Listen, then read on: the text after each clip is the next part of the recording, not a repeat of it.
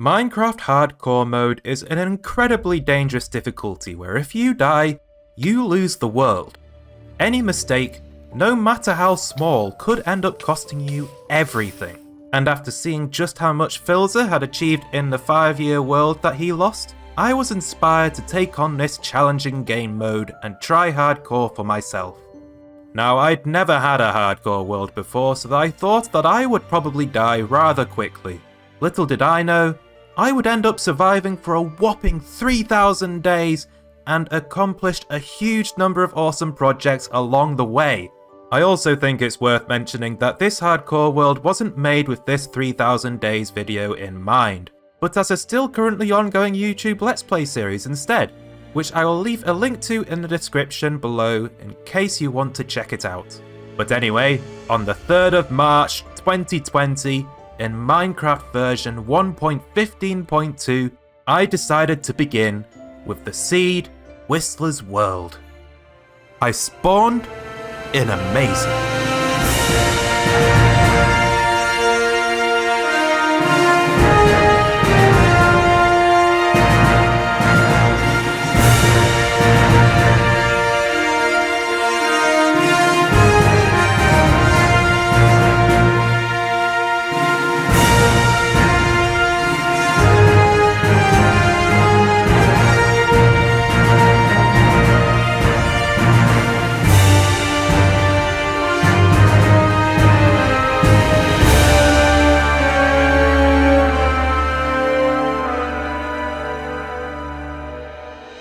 Which isn't particularly helpful as I needed a bed, so I punched this tree and rode straight out of there. Then a few hundred blocks away on the other side of the sea, I discovered the place that from now on, I would call home. This place had everything. Cows, wood, sugarcane, surface iron, sheep, bees, wolves, and it even served as an easily defendable location as the river and the lake that it generated meant that I was almost completely surrounded by water. Once I'd gotten some basic tools and an iron chestplate, I decided to go hunting for shipwrecks, and eventually, I found one. However, this shipwreck would almost cost me the world when I had barely even begun. Twice! Oh, I'm drowning. Stop drowning, stop. Torch just saved me. Oof, I'm glad the torch trick works. Sit here for bubbles? No. Why am I... I'm still going down. I'm drowning. Abort! Don't kill me. Oh. Yeah, that wasn't particularly good of me, was it? I was a little bit shaken after this, so I decided to call it quits and head back home and go mining. I dug down into the side of the mountain next to the river and came across a scary looking ravine which gave me the final resources I needed to become fully geared up with iron armor. I also tamed this wolf, which I later called Piper. Now, I wanted to make use of villages in my world, so I climbed to the top of the mountain, pillared up, and raised my render distance to the max. It turns out that I was in luck, and there was a village relatively nearby. The villagers themselves were not so lucky. They suddenly found all of their crops being stolen, their brewing stand vanished, and their bookshelves disappeared. Even the villagers found themselves being whisked away to somewhere not quite as homely, a dirt box in the middle of the lake. Now that the villagers had been kidnapped by the ruffian who had recently moved in, I decided to start working on my first build project, a custom mineshaft going all the way from the surface down to Y11, complete with a furnace array, a minecart track that could take me up and down, and a lava pit. During the build process, I was visited by a wandering trader who suddenly died of totally natural causes, resulting in my first leads. I also went out treasure hunting again and found myself 2 hearts of the sea, this time without any of the previous danger. I also fell in lava, which was the danger I'd clearly been missing. Once the project was done, I was rewarded with a music disc called Wait, and the sight of my very first diamonds. I decided to save the first diamond. It was special, and ended up being placed in a chest of firsts along with some other special items, like the music disc and my first shield. The second diamond wasn't so lucky. It got turned into a jukebox so that I could play my music disc. After mining some diamonds, I was able to craft myself an enchanting table and some diamond gear. Using the enchanting table, I was able to put Fortune 3 on the pickaxe, which meant that I could then fortune the other diamonds that I'd found. I crafted myself some diamond armor and did some enchantments like Protection 4 on the boots. I now believed that I was more than ready for the Nether, so I constructed a portal and hopped right in. The Nether was a scary place filled with deep pits of death, but I quickly found a Nether fortress where I was able to collect some Nether wart and blaze rods. I also killed a couple of magma cubes for magma cream and returned to send it aghast. I now had an itch to explore, so after I'd done some more mining for diamonds and a little bit of enchanting, I set out into the wilderness to see what this world would have in store.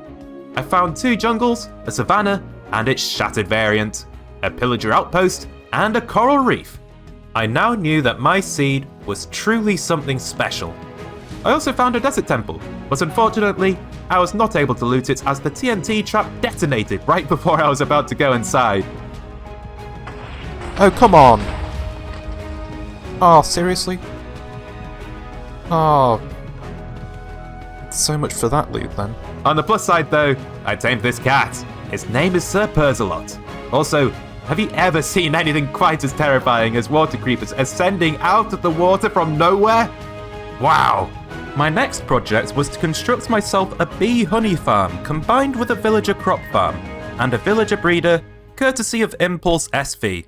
I decided that with this build, I would challenge myself to using all 6 of the different wood types currently available in the game. I also decided to build a second level to the build and construct a sugarcane farm inside of it. So basically, this is what I refer to as the first mega build of the world, since it was both quite large and also had tons of functionality added to it. As far as early game builds go, I'm quite proud of this one. I love the fact that I can just go in and see the bees being free to roam around everywhere. I will admit that I built it in a bit of a weird way though. I decided that it would be a fantastic idea to build the interior first. Yikes! It looked incredibly weird on the outside. During the build process though, I discovered this spider spawner a short distance away from my base, which I promptly turned into a spider farm. It felt good to finally have a mob farm in the world, although admittedly, I never really used it that much. Also, while this was going on, I made sure to work on the villagers that I brought over to my base, and looked out with the best buck trade of all, a cheap mending trade. The next project that I wanted to build was an automatic sweetberry farm, so I sailed off to a nearby taiga biome and acquired myself some foxes. Just don't mind the dead fox cubs, we don't talk about that. I wanted to build the sweetberry farm itself underground, which at first glance is a bit of an issue. You see, foxes have this annoying little habit of going to sleep when there are blocks placed above them, but I realised that I could solve this by placing my villager trading hall directly on top of the farm, as foxes can't sleep if there are other mobs nearby. That's right, my underground foxes will forever be awake and working round the clock just to give me sweet berries. And now I had killed 3 birds with 1 stone. I had a supply of sweet berries, a villager trading hall to sell them to, as well as my other crops, and a fantastic source of bone meal since the sweetberry farm itself overproduces on sweet berries to the max. I built that as an early game farm at the start of the world, and to this day, it is still my main source of bone meal. It is that good. I will just mention though that moving the villagers over to the part of the trading hall was an event all of its own. I fell into the pipe and ended up crammed in a tight space with countless other villagers. Entity cramming popped into my mind. I needed to escape, but I had no way of doing so. So, I did the unthinkable. I killed them all. Sword, you're all gone. I'm sorry. I still had some villagers left in the breeder though, so it wasn't too bad waiting to get more villagers where I wanted them to be. I also built a small simple chicken farm nearby, so I could sell their drops to my Butcher and Fletcher villagers. At the time though, my redstone knowledge was rubbish, and so was my sweetberry collection system, so I upgraded it with a double hopper collector that was sent to me on Twitter by a viewer. Speaking of which, if you want to follow me on Twitter for random hardcore updates or my thoughts on various random snapshot features and send me rubbish like better redstone contraptions or build ideas that I probably won't use, then there is a link for you in the description. I've gained quite a lot of redstone knowledge since then, but I will always welcome the opportunity to learn more about redstone, as I still feel like there is a lot to learn. Also, I don't know about you, but I think I just witnessed a murder. The baby villager did it! I saw it! I needed to do some landscaping on the surface though, as the bee farm building currently looked rather structurally unstable. So I started pulling the shore of the lake back, building a small cliff and constructing my own custom beach with hidden lighting that I hope to extend all the way around the lake. I decided that it was finally time for me to fight the Ender Dragon. So, I made all of my final preparations. I had golden apples, several stacks of arrows, food, slow falling potions, strength potions, blocks, and ender pearls. I meant business. So once I was ready, I threw a very laggy Eye of Ender and followed it through a dark forest, a swamp, and then I saw the stronghold at the bottom of the ocean. This stronghold was an incredibly lucky find. Not only did I not have to dig blindly for it, but it took next to no time at all to find the end portal room. Although I was ambushed by baby zombies at one stage for some reason. I placed the Eyes of Ender in the portal frame and jumped into the end. It was now or never, me or the dragon.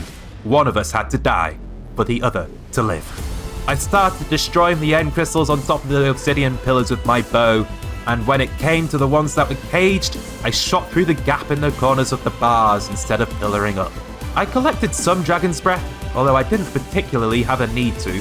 At one stage, the dragon decided to batter me into the air like I was a play toy, but luckily for me, I had already drunk a slow falling potion. Shot by shot, swing by swing, I slowly whittled down her health, making sure I was always looking down at the floor when I was moving around, lest I accidentally anger an Enderman. I had made the decision that I did not want to wear a carved pumpkin for this fight. Then finally, on day 398, I landed the final blow with my diamond sword, the mighty blue stick. And the fight was done. The Ender Dragon was dead.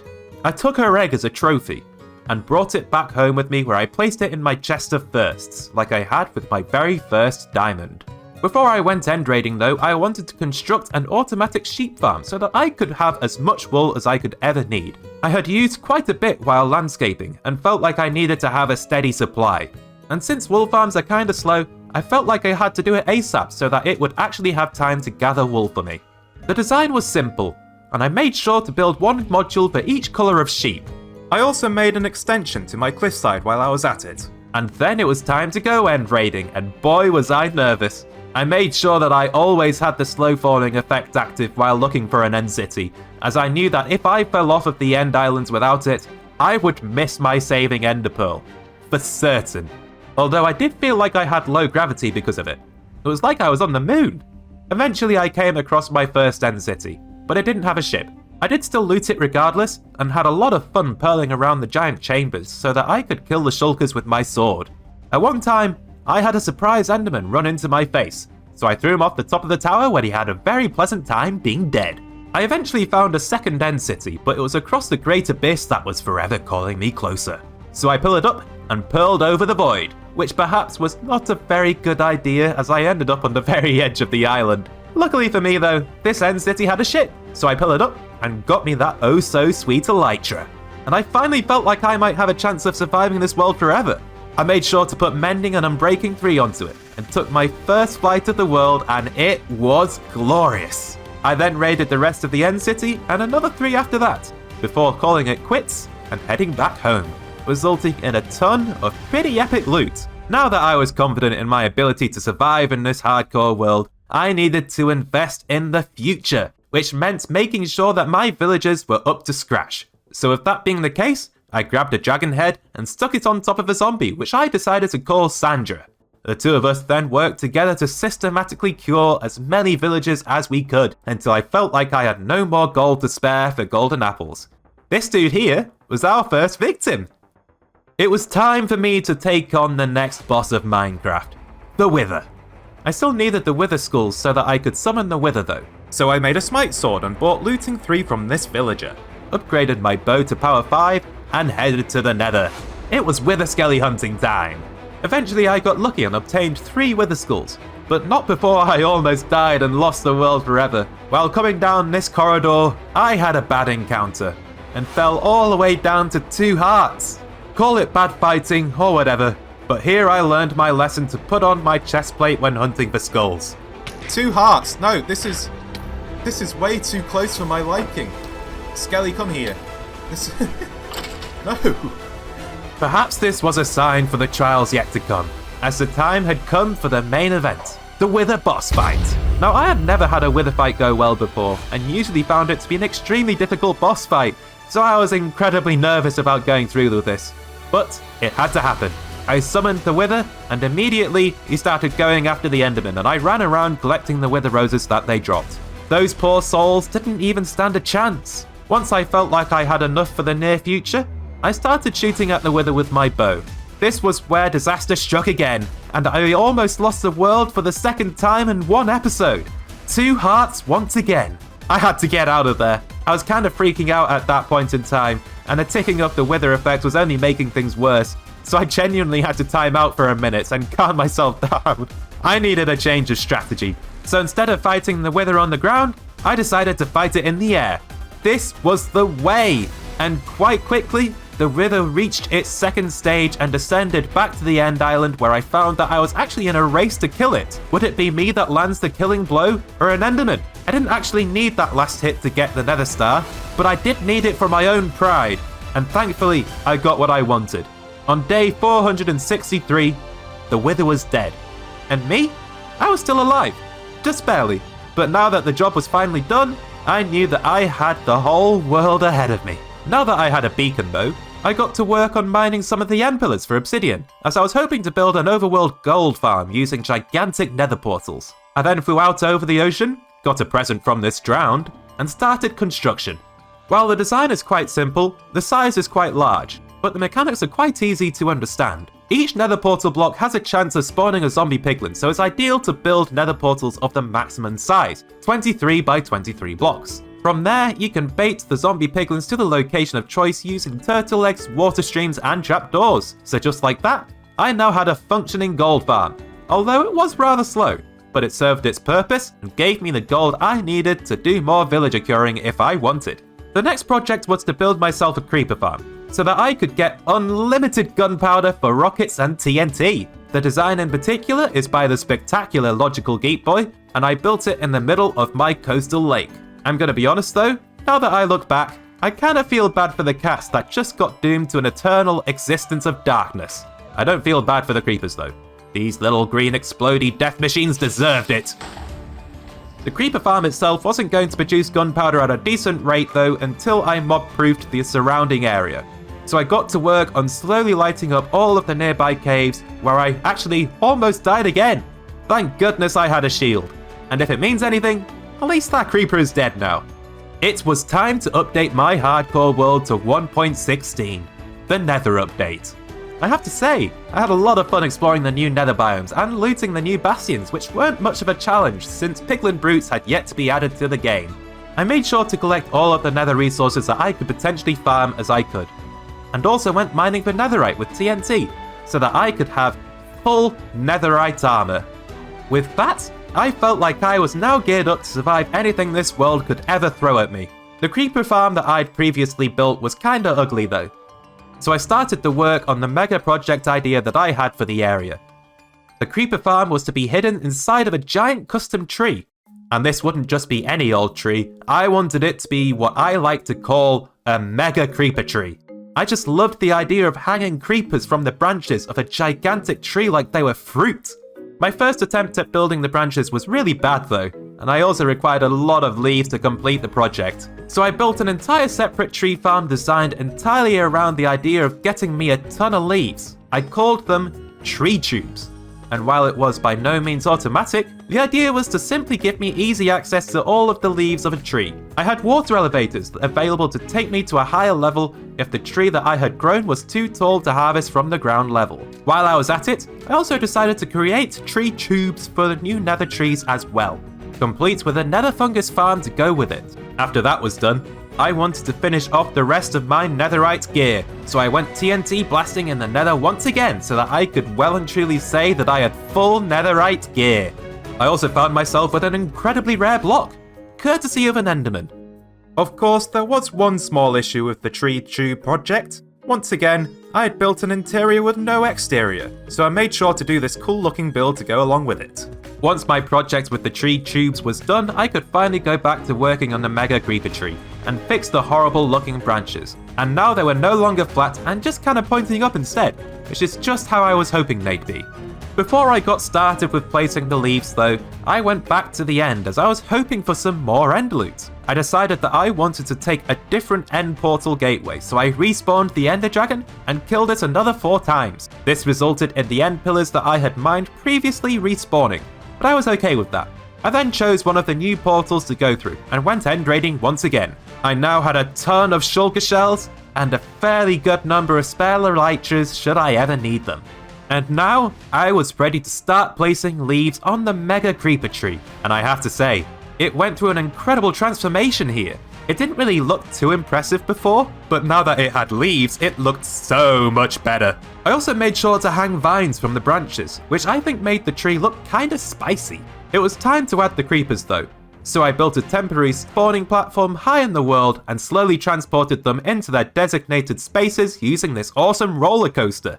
I didn't just include normal creepers though, I made sure to add charged creepers in there too. Wow, this tree would be such a deadly thing if any of those creepers got loose. Just imagine if they did! Wait, oh yeah, they did. That situation was interesting, to say the least. Trying to get them back in place was certainly a challenge too. I had to redesign their little compartments a couple of times just to make sure that they would stay contained. I also thought that it would be fun to ask my community for names for each creeper.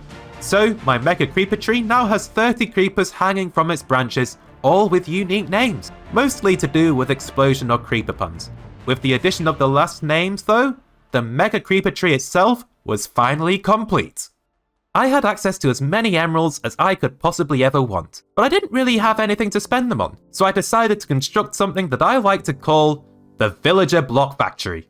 It's basically just a villager trading hall, but its sole purpose is to give me access to as many block trades as I could possibly want. As an example, I knew that I was hoping to use a lot of glass in this hardcore world at some point, so I added 32 librarian villagers to the Villager Block Factory. All of them trade me glass, and also give me access to almost every single enchanted book trade. There are a few book trades still missing, like channeling and projectile protection, but given that enchanted books weren't my goal, I feel like I still did rather well in that regard. There are also 32 stonemasons in case I needed a lot of quartz, 24 clerics for glowstone and redstone, and a toolsmith, weaponsmith, armorer, and a leatherworker so that I could have access to infinite diamond gear. And with the help of Sandra the dragon-headed zombie, I was able to make all of their trades quite a bit cheaper. Once that was done, I had access to pretty much all of the trades that I could ever ask for. I felt like I was in need of a few sea lanterns to finish off the build though, so I bought a map from a cartographer and set off to raid my first ocean monument in the world. Sadly, the ocean monument the map led me to was literally thousands of blocks away, so it was always quite a long journey to get there. This has led me to do some incredibly reckless things in the future, such as becoming a human hyperjet just to get there in a short period of time. I found 3 ocean monuments in that episode, and I was able to quickly dispatch the Elder Guardians and loot the monuments in 2 of them. For the 3rd one though, or the first, because it was actually the first one I came across, I decided that I was going to try and capture the Elder Guardians. So after a difficult time of draining their chambers, laying down rails, and getting lasered in the face, I was able to bring all 3 of the Elder Guardians out of the monument and left them high up in the sky where they would never be able to give me mining fatigue again unless I flew near them. I named 2 of them Scylla and Charybdis, after the sea monsters from Greek mythology, and the 3rd, I called it Gary the Elder Guardian. I didn't really have a current use for the Elder Guardians at this stage though, I just wanted to know that if I ever wanted easy access to them, then I did. And then since the Elder Guardians had now been evicted from their monument, I decided to loot that one too. And added the sea lanterns that I had gathered to my villager block factory floor.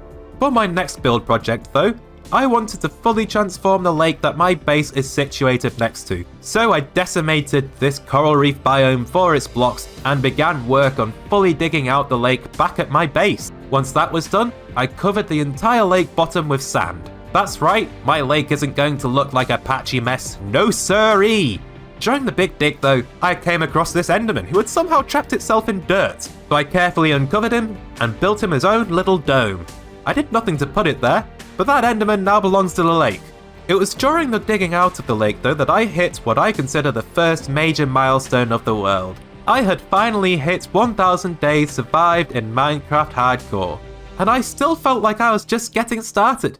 I celebrated the milestone by eating a golden apple, I found myself with a lot of evidence of a big dig project though, as I now had a rather large chest monster from when I dug out the lake. I also found myself accidentally uncovering a ravine and letting the water flood in from the lake, which gave me a fantastic idea for a future project. The lake wasn't truly filled with water sources though, but mostly with flowing water instead, so I collected a lot of kelp and placed them all over the lake in an attempt to convert everything to its proper state. I wanted to populate the lake with sea turtles as well, so I made sure to collect a lot of turtle eggs and placed them around the lake where they would hopefully hatch and not get trampled by zombies. Luckily enough for me, this resulted in enough scoots for a turtle shell helmet. After going out to collect some more coral, I finally got started on creating my custom coral reef biome for the lake. I started by building coral structures inspired by the ones already in the game, before moving on to adding mixed coral blobs sprawling along the bottom and cool little nether stalks. After that was done,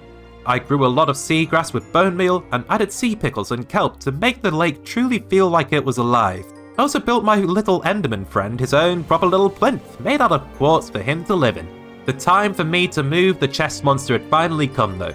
I must reap what I have sown. Why? It was in the way of future building. Once the beast had been hidden away beneath my base, I got started with building some custom terrain. I wanted to cover up the river next to my base simply so that I had more space to build in the future. Halloween was here, and with it, a lot of incredibly rare pumpkin mobs. I knew I just had to collect some of these rare mobs for the world, so I flew around with pumpkin pal name tags to prevent them from despawning. I managed to name tag skeletons, zombies, zombie villages, zombie piglins, wither skeletons, husks, and even this drowned with a trident. I had the idea of making builds around my base to show these rare mobs off, and got started with building a small tower on top of this random looking peak. Once I'd built the tower, I installed one of the jack-o'-lantern skeletons that I had nearby, who now makes the top of the tower glow with its dynamic lighting head. The tower didn't look like it was supposed to be there though, so I did some additional landscaping to make that little peak look a little bit better. While I was at it, I also built a fountain, a custom tree, and placed a lodestone in the wall so that I could use a compass to locate my base if I wanted to. I then got started on building myself a small map building. I wanted to have a map of the world that I could walk on, partly inspired by the map in King's Landing from Game of Thrones. So I bought some empty maps from a cartographer villager and flew around the world to generate the maps. I then placed them on top of the glowstone so that they are all fully lit up. I then gave the map a proper build to go with it, along with a tall flower farm to give more purpose to the area. Sunflowers, rose bushes, peonies, and lilacs. I was really happy with how the map of my base turned out though. Just look at how the coral reef looks. It's like it has stars in the water. I felt like it was time for me to get some more beacons though, so I decided to go wither skeleton hunting with a Smite 5 netherite sword that I had recently created. This sword was powerful enough to one-shot every wither skeleton I came across. After accidentally eating a golden apple to satisfy my hunger, I found myself with 6 wither skeleton skulls, which is enough for spawning 2 withers. So I headed to the end and cheesed them underneath the portal, resulting in 2 more beacons that I could use. I felt like I needed a bigger source of emerald income though, so I decided to build a melon and pumpkin farm designed by Il Mango and constructed this house around it, which I actually realised that I had built incorrectly, so I tore the whole thing down and rebuilt it again. The house had a tower on the roof, so I stuck another pumpkin pal in as a resident who would never ever know the meaning of the word escape. The melons and pumpkins were a bit far from my villager trading hall though, so I made a water stream to automatically take them to some chests just next to my chicken farm outside of the trading hall. These melons, in addition to the rest of the resources that I could sell, meant that I could now obtain emeralds by the bucket load. This was very important as I had made a habit of buying a lot of glass from my librarians for future projects. I could buy 24 stacks of glass with just 6 stacks of emeralds from just going round the villager block factory once. Yeah, it's a bit crazy, isn't it? I then moved on to the next project of the world. Remember the ravine that I had accidentally let water into while digging out the lake? Well, I resolved to flood the entire thing and cover the walls with smooth sandstone to match the sand in the lake above. Now I didn't have any smooth sandstone, so I headed back to the spawn desert just next to the spawn mesa, and got to work on mining 10 shulkers worth of sandstone, which I then left to smelt away in my auto smelter. I then lured the trident drowned pumpkin pal back to my base and realised that I felt like the ravine was too small. It did actually have a second ravine running alongside it though, So I put some time into digging out the gap to merge the two ravines together, creating a humongous ravine that was actually a lot of fun to fly through. I had brought the drone back with me for a reason though, as I was hoping to trap it within a brine pool created using the fog effects that you can get from stacking layers of coloured glass. So once that was done, I grabbed my trident pal and dropped him into the pool where he will wander for eternity. Something tells me he didn't mind though, as he refused to attack me when I put him in for some reason. Now that he had been installed though, I moved on to flooding the ravine with water layer by layer and added a conduit so that I could both breathe and see underwater. At this point, my sandstone was mostly done smelting, so I lined the entire ravine with that while I was at it. I wanted my flooded ravine to have a purpose though, so the next thing I did was build myself a small sea pickle farm in the wall. This thing is actually my own design, so I was pretty proud of the fact that it worked. It wasn't perfect, but it was mine, and it still generated more sea pickles for me than I could ever need. The flooded ravine desperately needed life though, so I placed some turtle eggs and got to work on filling the ravine with coral like I had done with the lake above. I also built a shipwreck. Just don't ask me how it got there. Physics might not always apply to this world. My ravine was now the Coral Ravine, and it was beautiful. And then to add a little bit more life, I made sure to bring over some tropical fish to complete the ravine itself. My ravine was now alive. I then realised that it would be a really good idea to build a kelp farm in the Coral Ravine as well. So I got to work on digging a big hole in the wall for it to go in. I wanted the farm to have a nether theme to it, so I used my tree tubes to harvest some crimson nether trees before moving on to building the farm itself. I forget who designed this farm, but it's a pretty simple one. Basically, the kelp grows into an observer, which then powers a piston below to break the kelp. Rinse, repeat. I thought it was a pretty cool tileable design and wanted to get the most out of it, so I ended up with quite a large farm here. I felt like I wanted to be able to both store kelp and smelt it as well, so I hooked the output to this auto smelter here, which would provide me with a lot of kelp blocks to serve as fuel once the kelp storage chest in front of it had filled up. Composter for excess. Once that was done, I constructed the rest of the kelp room, continuing on with the nether theme. I made sure to use basalt and blackstone in the walls, then placed some lava streams flowing down the walls covered with orange glass so that the water that I added later wouldn't turn it all into cobblestone and obsidian before moving on to connect the farm properly to the Coral Ravine and filling it all in with water. I felt like I still needed more reason to come and visit the ravine though, so I built a tunnel in the wall to the creeper farm and finally gave it a proper storage room where I could access all of that oh so sweet gunpowder. The next project that I wanted to take on was an iron farm, but I was hoping that I would be able to make a build to go alongside it. Introducing Project Gargantua. I was going to build an iron farm inside of a black hole inspired by the one from Interstellar. The iron farm design in question was by Logical Geek Boy once again, although this time slightly modified. In order to build this project though, I was going to need a lot of black dye for black glass and concrete. So I spent a good long time riptiding around the ocean killing squid for ink sacs, which was actually rather fun. Once I had a shulker's worth of ink, I headed to the end to confirm whether world spawn was in my world. You can do this pretty easily by sending a few items through the end portal. The reason why world spawn was important though, was because iron farms work best when they are located in the spawn chunks. And since world spawn is in the center of the spawn chunk region, I could work out where I could build my iron farm. I was also hoping to be able to see the projects from my base too. Once I'd decided on a location, I ventured out to a pillager outpost, named a pillager Bobby, and kidnapped him. Next I needed villagers, which I brought over from the glass box that had been in my lake for way too long, and I was glad to remove them, because it meant that the glass box could finally go too. I needed more villagers for the iron farm though, so I set up some beds in the mesa and let them start breeding. I also needed Bobby's crossbow to break, so I stuck him in a chamber with a villager where he would try to shoot the villager, but he would always hit the slab in front of him instead, eventually resulting in a very pacified Bobby. Next was the black hole itself, so I pillared up into the sky and got to work. This was actually quite a challenging project, as the black glass on top of the black concrete is nearly invisible, and I often struggled to see what I was doing, but I eventually prevailed and was left with a black sphere in the sky. And let me tell you, it was super weird looking on the inside. Everything was just pure black. I was basically blind. I needed to move the pillager into the black hole though, So I constructed a water elevator, and just as I was about to move Bobby into the elevator, he was ruthlessly murdered by an iron golem. Rest in peace, Bobby. You will be sorely missed. So, I had to get another one. Meet Bobby 2.0! Once his crossbow was broken, I moved him into the water elevator and he got sucked into the black hole, never to escape. Once Bobby was in place in the center of the black hole, I got to building the villager modules and the iron golem spawning platforms before moving on to getting the villagers in place. Once that was done, I removed the water elevator and placed some lava over the hole in order to kill any golems that might spawn. In order to draw the iron golems to the lava though, I placed a ring of ice going around the inside of the black hole so that when it melted, I would be left with a bowl of water, dragging the golems to their deaths. Everything was now ready, so I turned the farm on and produced my first golems.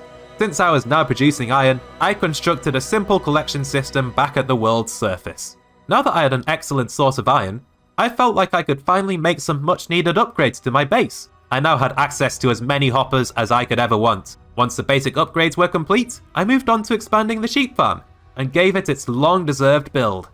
The end result looked a little bit like a church, but without the bell tower.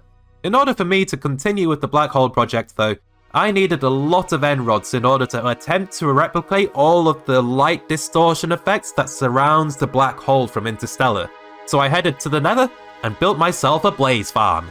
This design was by Eagle Eye 621, and then just like that, I now had a fantastic source of blaze rods. However, I realised that I'd built the spawning chamber too small, so I had to enlarge it. Then once that was done, I built this cool interior with blackstone and quartz. I decided that my base could do with a much needed makeover though, so I got to work on finishing the cliff going around the coastline and making paths to make this place feel like a proper town. And when I was done, I was suddenly amazed by how complete everything felt. Well, it isn't complete in the slightest. This town will never be officially complete because there will always be room for expansion in the future. But if I left it as it is, I think at this point, I could be proud of what I have done. Sand. It was time to get back to work on the black hole though, so I headed to the end and gathered a shulker of chorus fruit, which I then smelted and crafted into 4 shulkers of end rods. Yeah, that's a lot, and looking back, I really don't think I needed that many. But I was able to put them to good use in creating the light rings for the black hole, which was actually a huge challenge purely down to having to build in the air. Luckily enough though, I did create an accidental cat farm, which makes everything worth it. The first light rings that I added also looked seriously cool from below the farm. It was like I had created a dark Saturn. Also sand, question mark? I then needed to add the horizontal light rings to the black hole in order to call it finished, and I've got to say, the end result was seriously worth it. Just look at how it looks with shaders. Gargantua was finally complete. Now that is some serious warpage. Sand? Also, I finally hit 1 real life year of surviving in this hardcore world and had a slice of cake to celebrate.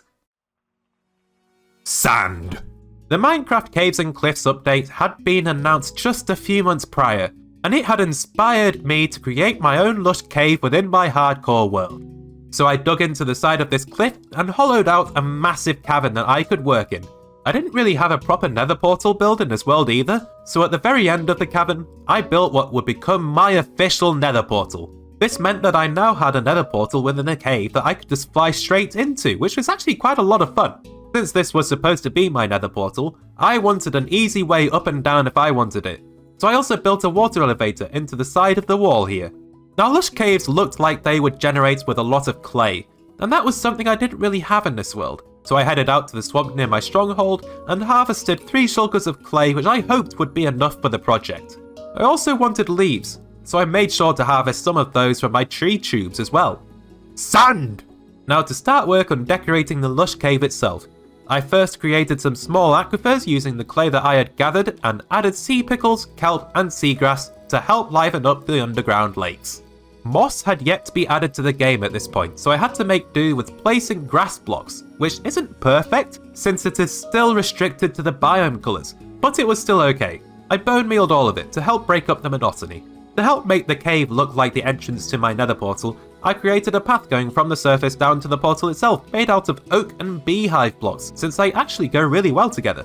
Once that was done, I added leaves for decoration and spawn proofing, since I had a couple of slime chunks in the cave itself and didn't want to be ambushed on the other side of my nether portal. And for the nether portal itself, I surrounded it with obsidian, crying obsidian, blackstone and basalt to help it blend into the cave, before buttoning up the remaining slime spawnable spaces.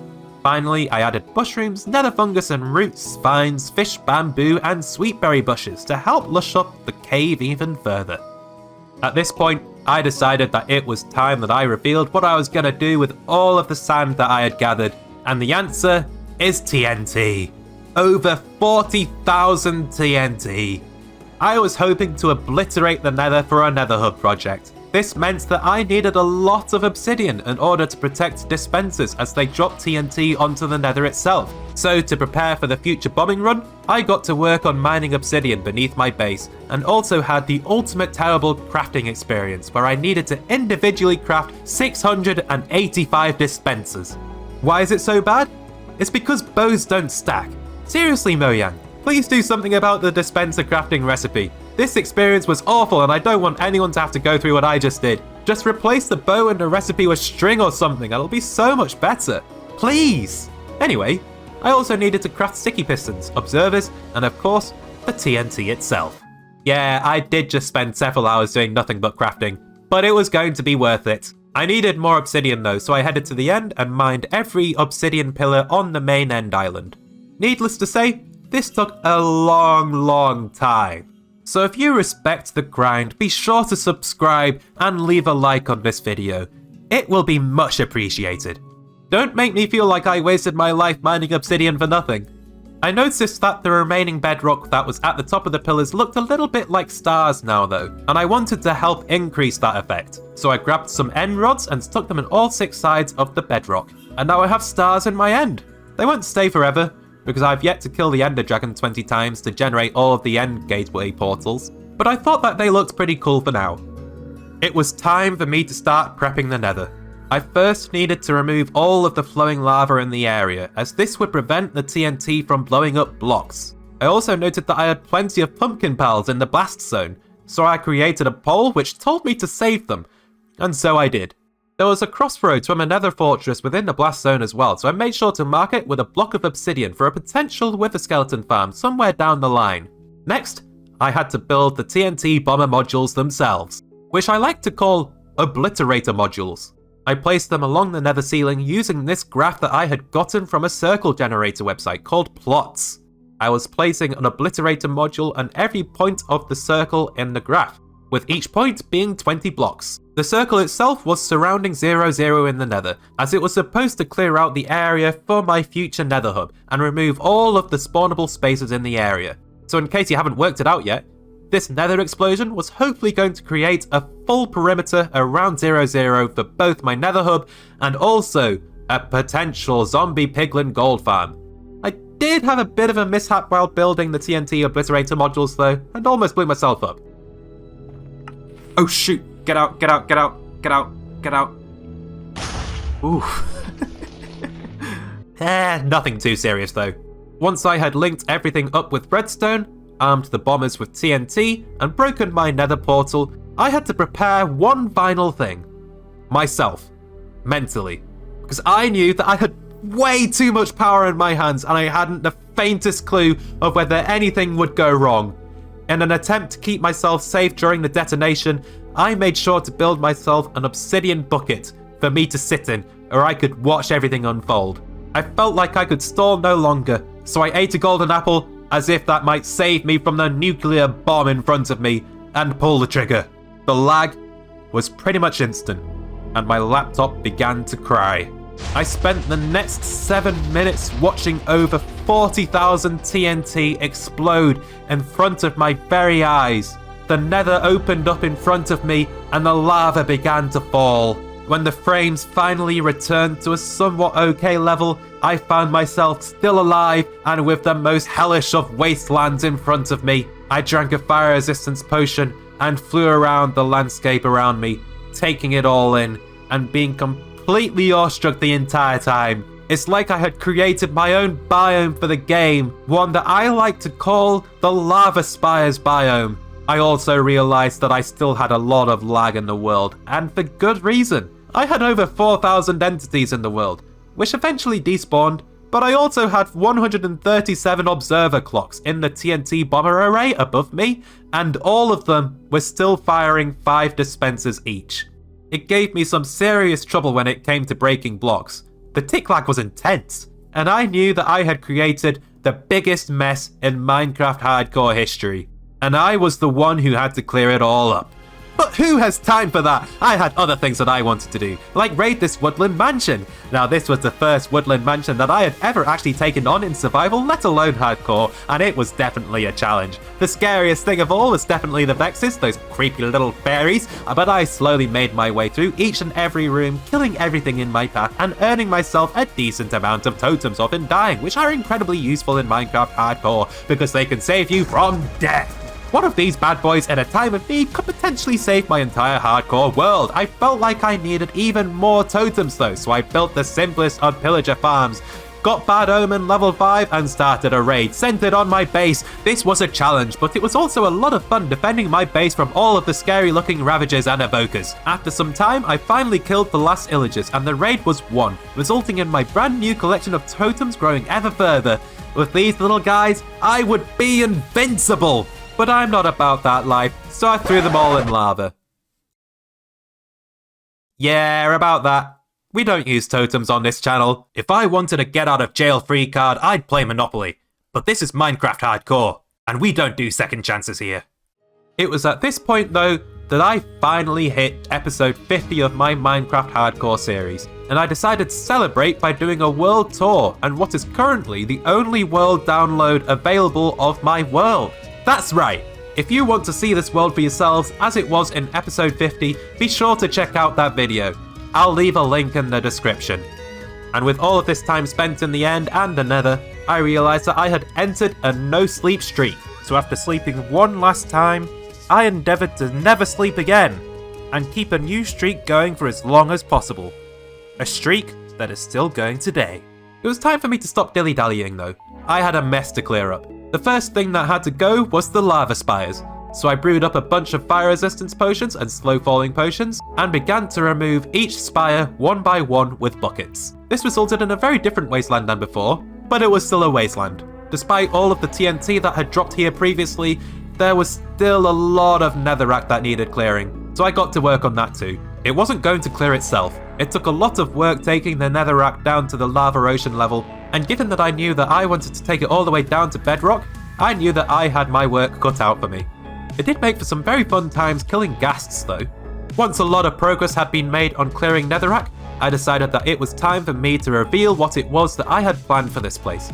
You know how there's a lot of hardcore players doing ocean monument projects in their worlds? Well, this was going to be my monument project.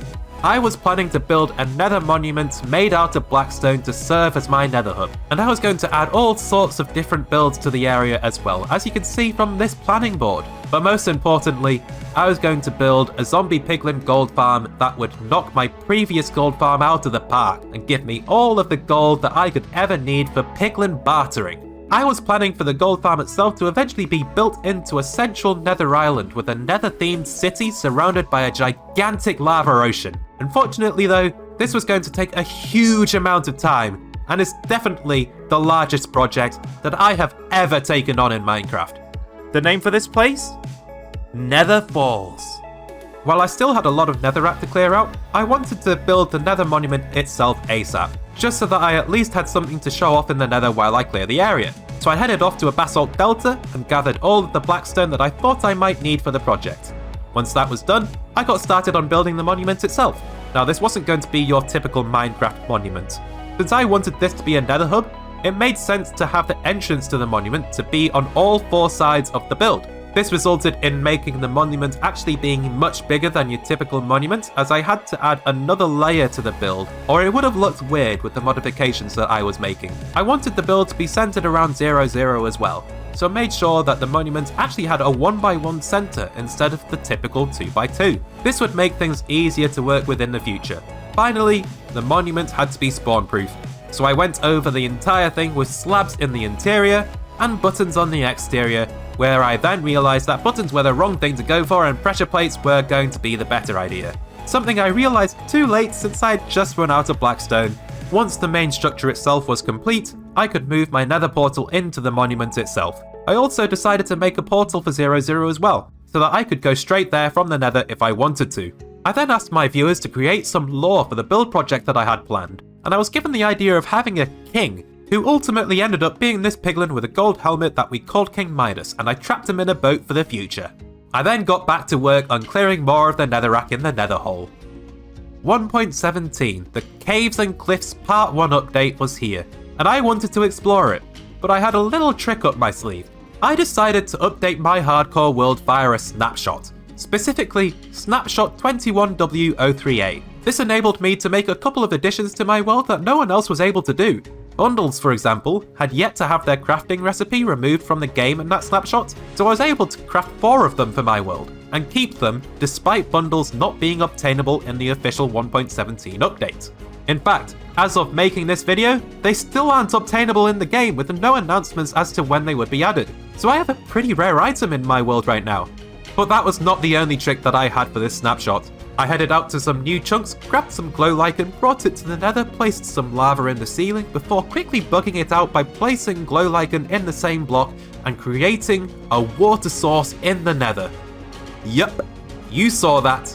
I just made use of a bug that only works in Snapshot 21W038 to bring water into my nether. I didn't really know what to do with it after that, but it's there in case I want to make use of it for a future project. After I was done bugging out my hardcore world, I finally made the jump to 1.17 and went exploring for all of the new stuff. I found axolotls by my base, who I proceeded to put into my lush cave where they promptly killed themselves by leaving the water, but I saved one of them, called them Alice, and I've kept them as a pet in my inventory ever since. I then found some moss in a shipwreck, mined my first copper, discovered some extremely cursed water, before mining down into the caves below. While I was down there, I found an amethyst geode, some incredibly rare deep slate ores like deep slate coal, emerald and copper, and finally, I found some glowberries in a mineshaft chest, and headed back home. When I was back at my base, I decided to add glowberries to my mega creeper tree, and then moved on to adding moss, azalea bushes and glowberries to my custom lush cave. And I've gotta say, with those new blocks, my cave looked beautiful. Now that I had copper though, I was finally able to add lightning rods to my base, which I had been terrified of burning down due to the lightning strikes. And for good reason, because that had actually already happened without me noticing. I then noticed that my chicken farm was now releasing chickens into the underground, and I had to make the choice to put them down and remove the farm. It had served me well, but rogue chickens were not something that I wanted to deal with. I then wanted to see how difficult it was to gather copper, and set up a beacon mine in the new 1.17 chunks. And I've got to say, it was really disappointing at the time. Copper was such a needlessly expensive block in 1.17. Luckily for us though, that issue was fixed in 1.18, and mining copper is especially lucrative now. So anyway, the 2000 day milestone was fast approaching me, and I wanted to celebrate with a fireworks show. So I spent some time crafting all of the fireworks that I thought I might need and set it up ready for me to trigger on day 2000. All I had to do now was wait for that moment to come. Or I could kill the Wither one more time just for the hell of it. This time I found the Wither to be a lot easier than when I had fought it properly the first time, and I was quickly able to dispatch it and claim my 4th Nether Star. And then it was day 2000. I triggered the mechanism and watched the fireworks be sent up into the sky from my base. I was so proud of myself for reaching a huge milestone for the world. This was certainly a momentous occasion for me. It was time for me to get back to the grind, so I started off by digging more sand for TNT, before heading back to the nether where I began removing the lava pits of death in my nether floor with buckets. I intended to keep every lava bucket I got for the future lava ocean that I wanted to create, and began to create a horrifying lava bucket chest monster within the nether monument. While doing that, I found that it was pretty fun to see how many ghasts I could kill with one elytra plate, so I got some pretty cool clips where I'd shoot down like 3 or 4 in a row. It was awesome. Once the lava pits of death had been cleared in the middle of my nether, I moved on to shaving off a small portion of the lava ocean, which is when I accidentally hit a zombie piglin and almost died. Yikes. You can tell that I was panicking in those few seconds, can't you? When I felt like enough lava had been cleared though, I moved on to laying down TNT to remove the bottom section of the nether, which resulted in yet another near-death experience where TNT somewhere within the hole caught fire and ignited, causing everything to explode while I was still within the vicinity. Luckily, I was able to mine a way into the wall and witness the return of the Lava Spires biome.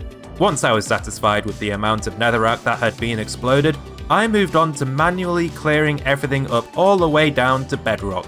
The floor then needed spawn proofing, so I temporarily covered it up with stone slabs. This left me with a hole within a hole and a humongous lava bucket chest monster containing around 30,000 lava buckets.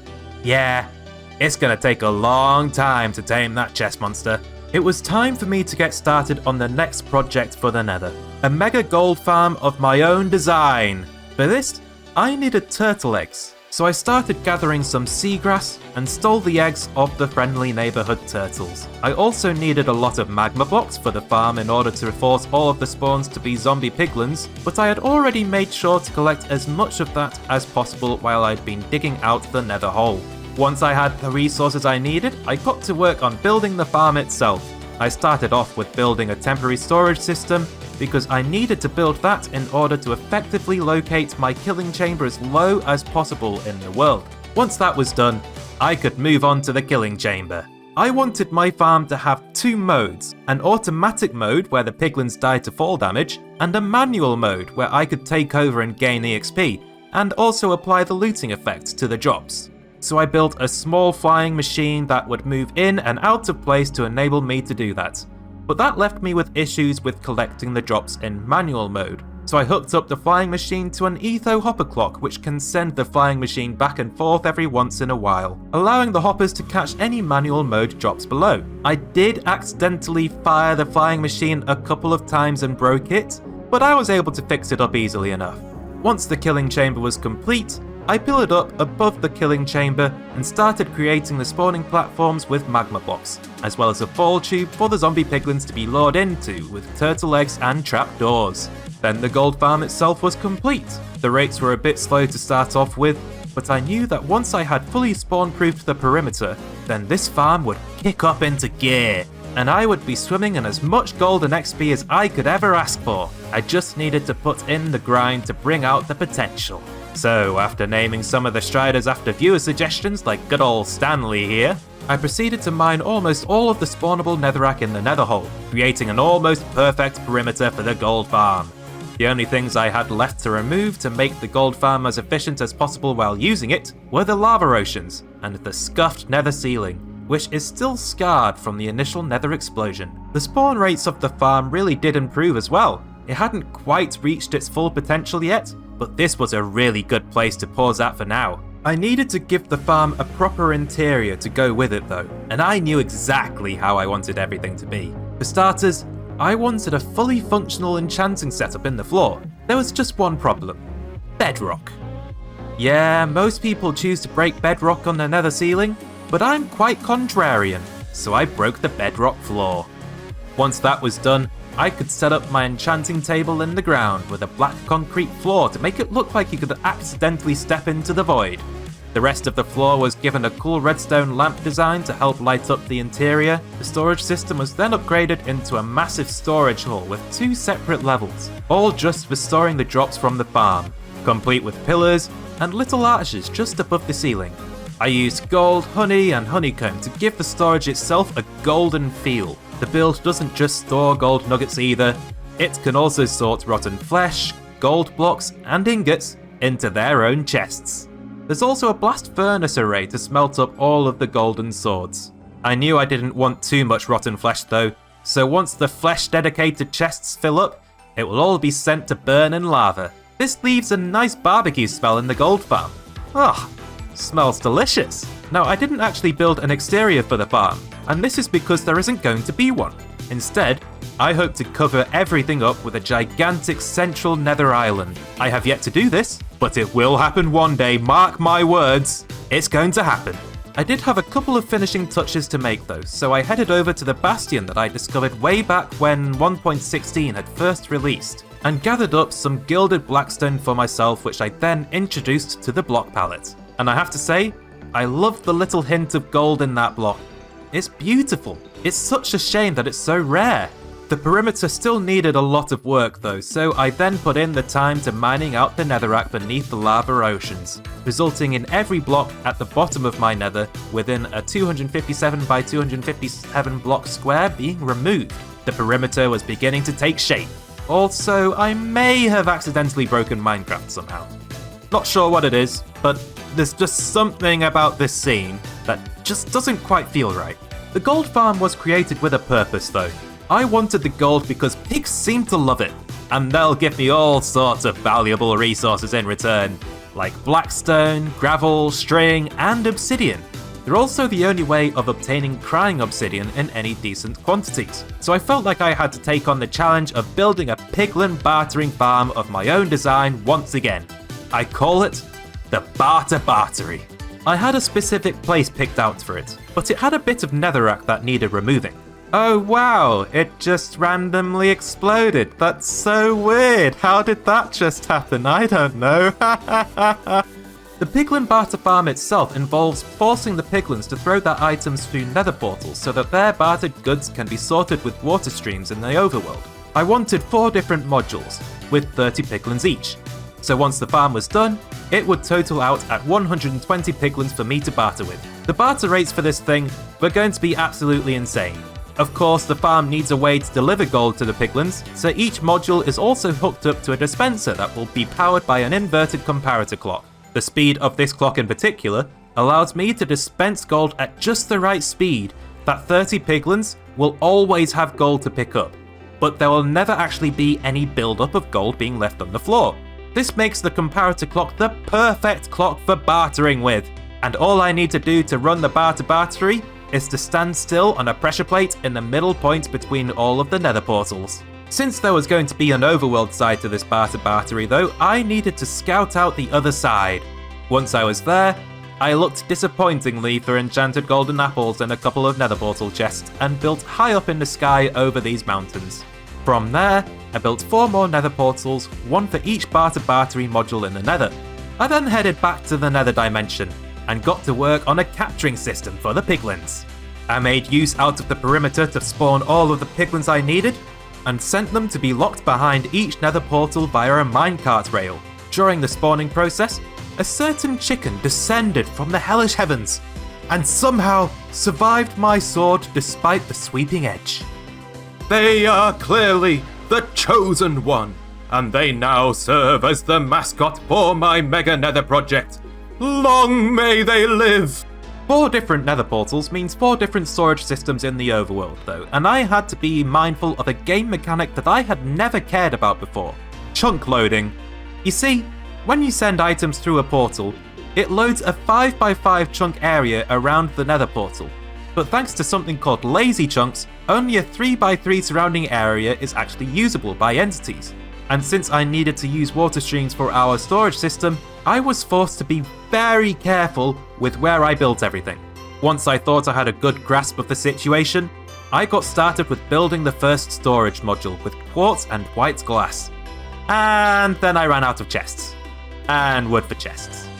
It turns out that after building a massive storage system for the gold farm and the lava bucket chest monster as well, the wood gods finally caught up with me and said, "Nah, no more. You're not proceeding any further." So yeah, the storage system for the Barter Bartery was going to be incredibly expensive. But while I wasn't even able to complete 1 module at the time, I was at least able to make 1 module functional. It was time for the first test. The gold farm had been running for quite a long time at this point, so I had plenty to use. It was then though, that I discovered that piglins actually need sightlines of you, the player, in order to actually throw their items to you. Otherwise, they just don't care and decide to ruin your day and waste your gold by not throwing their bartered goods through the portal. Luckily, I was able to pick up Soul Speed 3 during this time, which I proceeded to put on my boots. But unluckily, I had to break the glass in front of the nether portals, which scared me because now all of the piglins are very, very angry with me unless I wear gold. So now I have to actually put the time to break their crossbows too. Since I'd worked out the problem though, I was able to run a successful second test, and then decided to dump an entire double chest's worth of golden ingots into the system. And it worked! It actually worked! And at breakneck speed too. The farm gave me everything I could have wanted out of it, and I couldn't be happier with how it turned out. It even allows me to make the swap from normal arrows to spectral arrows. How cool is that? For whatever reason, my project seemed to require a lot of chests. So I doubled down and went through a wood grind, making sure to harvest as much of each wood type as I possibly could, whilst also building this weird little tree farm area beneath my base. Since I was currently in the grind mode, I went on to gather a lot of sand, the future TNT as well, where I got this sick double phantom kill, and also placed pickles in the nearby river biome to reduce the amount of drowned spawning in the area. Since I now had an excellent source of both gold and blackstone though, I moved on to making progress on my nether monument because it's supposed to serve as my nether hub. I was able to fully spawn-proof the entire exterior with blackstone pressure plates, and also incorporated gold blocks into the design. Although, I will admit, I'm not too happy with how the gold turned out. I then moved on to starting the interior of the monument itself, using respawn anchors and crying obsidian as my main building blocks, both for flex reasons, but also because building with respawn anchors as decoration looks seriously cool. I mean, just look at that. It's great! Next, I started building the nether roads going in all 4 directions using shroomlights, basalt, blackstone, black glass, and soul sand. Yeah, for now the roads themselves are soul sand because I've yet to find a good way of gathering a good quantity of blue ice, as blue ice is extremely expensive to craft from regular ice. You need 81 ice just to craft 1 blue ice block. That's ridiculous! But anyway, now that I have a small section of my nether roads, I was able to build the rings around the entrances of my monument, mirroring how the regular ocean monuments have those arches at the front. Also, here's a ghast who rudely escaped incoming death. How dare he! It was at this time that I finally acquired my 9th trident of the world, resulting in an entire hotbar of tridents that I could use. All of them gathered without the use of a drown farm, as I don't have one of those yet in this world. I thought we could have some fun with them. So I have enchanted them all up with loyalty 3, threw them all, and then denied them re-entry by filling my inventory with torches. This made me feel like a superhero, riptiding around with my 1 riptide trident and having 8 follow me around. It was awesome. I then discovered that I couldn't hit mobs with them, and I was kinda sad. But I can still press buttons with them, which I thought was a little bit weird. Like, why can I push buttons but not hit a mob? Surely I should be able to do both. Once I'd had my fun with the tridents though, I went back to attempting to clear the nether. This time, I mined one of the corners away. 1.18, the Caves and Cliffs Part 2 update finally arrived, and I just had to explore the new caves that are generated beneath my world, or even my base. So I dug down in the ravine where I have my villagers, and instantly came across an amethyst geode. This was a brilliant find, because I was hoping to set up an automatic amethyst farm to slowly gather shards for me in the future, as I really like the blocks. So I harvested the entire thing, leaving behind only the budding amethyst blocks for a future farm. Since I had new caves beneath my base though, it also meant that I had more caves to light up to focus mob spawning within my creeper farm. So I went on a caving adventure where I came across a lush cave with adorable axolotls, drip leaves, spore blossoms, multiple spawners, and also a giant cavern where I was chased by an entire zombie horde while I was trying to light it up. This cavern ended up being situated directly beneath my mega creeper tree, making me wonder if I should create some sort of root system down there. I then went back to the amethyst geode and tried to set up a farm using pistons, an incredibly long hopper chain, and an etho hopper clock designed to send out a pulse once every few hours. Building this thing was complicated. Like, seriously complicated. It was definitely an interesting experience though, because it was a lot like trying to figure out the answer to a puzzle. Since I now had spore blossoms and drip leaves though, I felt like I could upgrade certain parts of my world. So I decorated the mega creeper tree with spore blossoms so that the island could be surrounded with green particles. I also added drip leaves to my lush cave, and dug a better pond for the axolotls that I'd just found where they won't be able to escape and kill themselves like the last ones. I then headed back to the nether to blow up more netherrack. Whilst I was laying down the TNT though, I had this very close encounter with a couple of piglets who almost killed me and ended the world, but I was luckily able to escape with my life. Ha! See you later, suckers! And then it was time for detonation. And it was beautiful. And it was yet another mess that needed clearing up. So I mined it all away. 1.18 introduced new terrain generation as well, so I went exploring to find some. I quickly came across some of the new chunk borders which looked really good compared to what's happened in previous updates. However, I don't feel like it's quite perfect just yet, as I was still able to spot them. And then a little bit further beyond the borders, I came across this beautifully vast meadow biome, and I just knew that I had to do something here. So I instantly lost focus of the surface of the meadow biome and blew up a massive hole in the ground with TNT going all the way down to the bottom of the world. You see, 1.18 introduced brand new ore distribution mechanics to the game, and I wanted to take advantage of this mountainous terrain to build a brand new 1.18 mineshaft. The TNT left a bit of a mess though, so despite trying to save time by using it, I still had to clean up the sides of the hole. So I set up a few beacons and fully mined away the sides, resulting in a very clean hole that's about 180 blocks deep. Wow, now that is a hole. So the plan with the hole was to set up a mineshaft at each optimal Y level for each different ore. So at Y96 for coal, 48 for copper, 16 for iron, 0 for lapis, minus 16 for gold, and minus 54 for diamonds and redstone.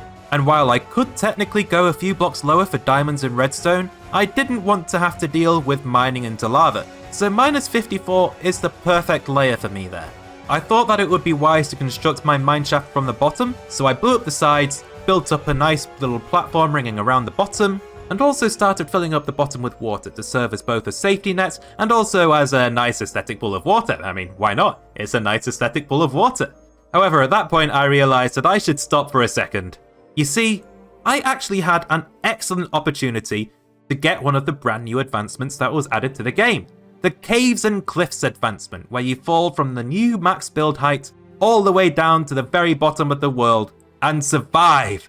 It took me 3 attempts to get it right because something clearly wasn't checking the right boxes, but I eventually managed it and I was super happy about that. Now that I had gotten past that distraction though, I got to filling the rest of the bottom with water, where a lot of glow squids decided to start spawning. Once the water was added, I decided to take some inspiration from Lush Caves and filled out the floor with clay. The mineshaft desperately needed a staircase though, so I started constructing one with a gradient of dark oak, spruce, oak, jungle, and birchwood. But walking is for suckers, so I quickly built a minecart rail to take me up and down the mineshaft. I've got to say though, riding the mineshaft roller coaster is actually a lot of fun. Moving on though, since mining deep slate is really slow, I wanted to test the viability of using TNT to mine for diamonds. So I went back down to diamond level and placed down some TNT and blew up a nice long tunnel where I successfully gathered a grand total of 0 diamonds. Wow! Perhaps some more testing is needed here. The main reason I wanted to take advantage of the new ore distribution mechanics though was for gathering copper. And I was fortunate enough that the optimal copper level within my mineshaft actually intersects with a dripstone cave biome, which doubles the copper rates. So I decided that the copper level was going to be the first mining level to be constructed for our 1.18 mineshaft. I used oak wood since that was where the gradient was at that level with my staircase, and I also decided to put copper veins into the walls to signify that it was indeed the level for mining copper. It was during the build process of the copper level that a thunderstorm occurred, and after being in this world for over 2,600 days at this point, I came across 2 skeleton horse traps and finally got my first skeleton horses in the world, which I thought was extremely cool. And also a little bit scary when 2 of them decided to try and get the Caves and Cliffs advancement for themselves. Yeah, I was a little bit worried about their decision here. Luckily though, the water that I had added to the bottom of the mineshaft was enough to save them. Since the copper level had now been built though, I decided to test just how much copper I would be able to get from the 1.18 mineshaft, and went for a quick mining session, resulting in over 12 stacks of copper ore for what felt like no time at all. I then added that to the copper that I'd mined previously, either from mining out the mineshaft hole or from other times, and mined it all down with Fortune 3 to see just how much copper I would have. And I was very happy to say that I got over 3 double chests of raw copper ingots. I am really happy with how common copper is now, because it was definitely needlessly expensive before. Since I felt like I wanted to use this copper, I sent it to be smelted in the old furnace array. While that was smelting away, I headed back to the nether to clear up more of the perimeter. Is that part getting boring yet? I hope not, because the hole is nowhere near finished yet. I then accidentally threw my netherite pickaxe into the gold farm while I was fixing my tools, but I was able to find it again hiding in the input chests for my furnaces. That sneaky little pick. It thought it would get away from me. I'd noticed though that the nether chicken was having too easy of a time surviving, and I think this was because its survival strategy relied too much on living inside of the gold farm, so I decided to lead it out with some seeds to just beneath the 4th corner that I had to remove for the perimeter, aka the danger zone, because I was likely to be blowing up TNT there in the next episode, and I wanted to see if the chicken would be able to survive the future lava flows. It was at this point that I had just built myself a new PC, and I've got to say, there was a definite improvement in performance for the world. I could look at my chest monster storage system with no issues. I'd also put in the time to building 2 new amethyst geode farm beneath my base. These ones though, they don't work. Don't use water streams in your automatic amethyst farms, people. They can't grow in flowing water. Although I guess it was worth it, because building one of those farms allowed me to find the new Other Side music disc by Lena Rain in a nearby dungeon. I then went on another caving session to try and light up some more caves and improve the rates of the creeper farm, because that had slowed down considerably with the release of 1.18 now that it was technically higher up in the world with the new lower caves. I found an iron vein beneath my base, which was pretty cool, a nitwit zombie villager who now lives in a hole, a music disc, and finally, after almost 2 years of playing this world, I finally found my first enchanted golden apple. Sweet! It's just too beautiful for words. I then headed back to my 1.18 mineshaft and constructed some more of the layers for the different ores, in the same style as what I did for the copper layer. I stopped halfway through the construction of the gold layer though, because I realised that I didn't actually have enough gold ore to use for the decorative mineshaft walls. It was at this point though that I decided to work more on the technical side of the mineshaft than the building side of it. Wait? Technical, you say? It's just a mineshaft. How is it even remotely technical? Well, you see, I didn't just want this to be an ordinary mineshaft. I wanted it to be something that I like to call a smart mineshaft, complete with control panels and minecart junctions so that I could ride the minecart to any layer from any layer, as well as minecart dispenser stations, a storage system, and potentially even hooking up a super smelter to it in the future to automatically smelt the raw goods if I wanted to. And yeah, that is actually a lot of redstone-y technical work, and not something I'm particularly used to, as I usually just use redstone for farms. But I decided to start with the control panels and the minecart junctions. The control panel itself is quite simple to use. If you want to go to the copper level, you press the button above the copper block. If you want to go back to the surface, you simply press the button of the level you are currently on. It uses the different comparator readings of hoppers filled with wooden shovels to send a redstone signal to the required ore levels to flip the minecart junctions in the desired way. Each control panel is technically unique, as pressing a specific button from one level might want to send you downwards, but pressing the same button on a different level might send you back up again. One of them even uses locked repeaters, and those things are literally witchcraft. This was the first time I'd ever used them. And then the minecart junctions themselves are hooked up to a simple T flip-flop device controlled by the control panels. Are you still with me? Good, because that's the technical stuff over, and now I have a horrendous redstone spaghetti monster within the walls of my mineshaft, and it is genuinely terrifying. If I ever decide to update the world download, please, for the love of all that is good, don't look at the redstone. Just admire the fact that my control panels actually work. Or at least, I think they work. I did have a few bugs during the building process, and sometimes the minecart would be sent to the wrong layer leaving me to wonder how on earth I'm supposed to fix a specific bug in a redstone spaghetti monster that's about 180 blocks tall and I can't see anything. Luckily for me though, the replay mod came to my rescue though. Oh, it was such a lifesaver. That was enough redstone bamboozlery for one episode though, so I headed back to the nether to rig up the last corner with TNT, where I had yet another brush with death. I had my coordinates on because I was putting my TNT in specific lines located in the netherrack, and they made me dig straight into a lava pocket where I almost burned to death. Wow! 2 hearts! Thank goodness I had fire resistance potions on me. Don't worry though everyone, I had my revenge on the nether, and I blew it up once again. Now you might be wondering, what happened to the nether chicken? Well, I'm happy to say it survived and made its way back to the gold farm. The mascot for my nether project clearly isn't going to die that easily. Then after clearing up the mess created by the TNT, I headed back to the villager block factory to celebrate 2 years survived in this Minecraft hardcore world. To celebrate, I ate a second slice of my anniversary cake, and it was absolutely disgusting.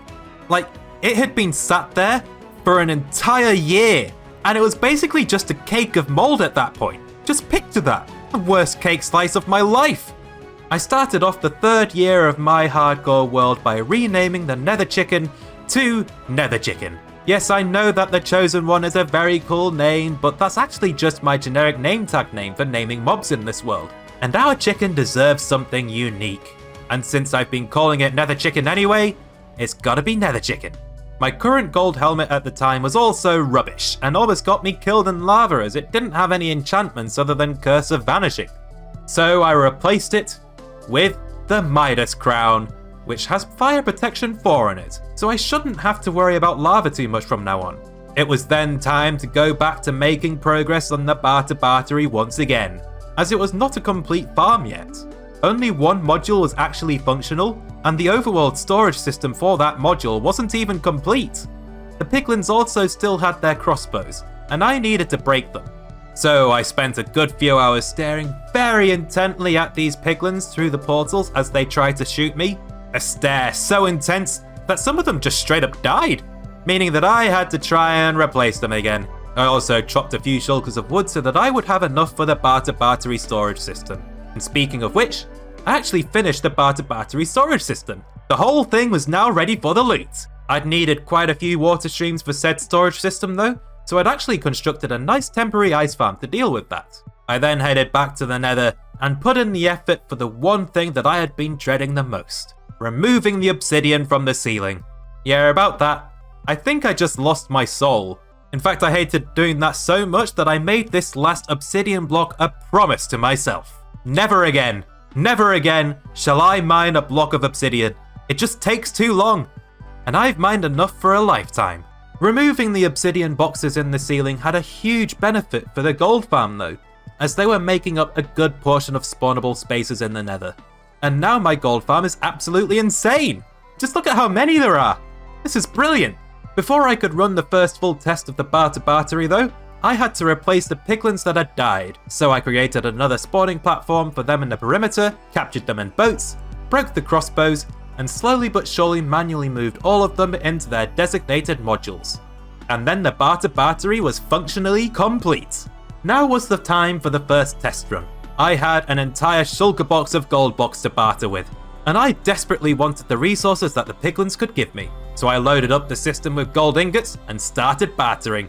Very quickly I realised that something was wrong and one of the modules wasn't working like it was supposed to be. But I found that I'd accidentally blocked off a redstone line when I was replacing piglins earlier, so I removed the offending block and everything worked perfectly. The barter battery was fully working, and in about 13 minutes, it burned through 15,552 golden ingots. This is a fantastic farm, and I couldn't be happier with it. I was fast approaching 3,000 days in this world though, and I felt like I needed to celebrate in some way. And given that I actually wanted my nether hole to be a circle with a diameter of 400 blocks, and it was currently just a 257 by 257 block square, I came up with the perfect way to celebrate. TNT minecarts. Yeah, you know, the things that will pretty much insta-kill you if you even so much as look at them the wrong way. Over 3,000 of them. 3,400 to be exact. So I developed the Obliterator Mark IV for the exact purpose of packing TNT minecarts together in a way that produces a massive explosion. I then made the appropriate preparations for the devices in question, moved some of the pumpkin piles which I had stashed away in the walls, and then rigged up the entire west side of the nether hole, making sure to hook it all up to an arming lever and a detonation lever, and then finally added the TNT minecarts to the dispensers. Each Obliterator Mark IV module held 68 TNT minecarts. The explosion was going to be incredible. There was just one teeny tiny problem. I hadn't actually reached 3,000 days yet, so I thought I'd go and do something else for a while. The first thing I did was make an outline for the main central nether island with magma blocks, and then I moved some of the name tagged striders down to the bottom of the nether because that's where they're supposed to be anyway, but I still had about 10 hours worth of time left before 3,000 days. So I decided that I should probably be doing something grindy, and settled on making a start on the lava ocean that I'm going to have, and hopefully make a dent on my lava bucket chest monster. And in 10 hours, I was able to place over 13,000 lava buckets, and it was only enough for that small portion of the nether. Oh boy, I think I'm going to have to spend about 70 hours just placing lava in the future. Why does my hardcore world have to be so grindy sometimes? Anyway, the striders were happy, the lava bucket chest monster barely took a hit and is still rather menacing, and I was facing day 3000 imminently. While I waited for the day count to tick over, I asked my viewers how many lava buckets do they think I might use within this one nether project, with the closest guess getting a shout out when it's all done. And I've had some pretty good guesses, but I want to ask the question again here. Given that I've already placed over 13,000 in this world, how many do you think it will take until the project is done? Good luck, choose wisely. And then the day count finally ticked over to day 3000. So I pulled the lever and watched the entire western wall explode. The explosion was so intense that the lighting engine struggled to keep up, allowing me to witness a pretty cool dark lava effect. It may have been intense, but I've got to say that my new computer tanked it like a champion. I also made a pretty cool slow-mo sequence out of the explosion, and it looks beautiful. Something to keep in mind though, is that to celebrate day 3000, I had just created the second biggest mess in Minecraft hardcore history, and future me was not so happy about that. And that's it folks, that's what happened in my 3000 days of playing Minecraft hardcore spread out over the course of 2 real-life years. I feel like I've accomplished a lot in this world, but I also still feel like I'm just getting started, and my head is literally overflowing with ideas for Minecraft hardcore. In fact, this video was actually made rather late, and I am already well on my way to day 4000. So, would you like to join me for the ride? Because this world has only just begun.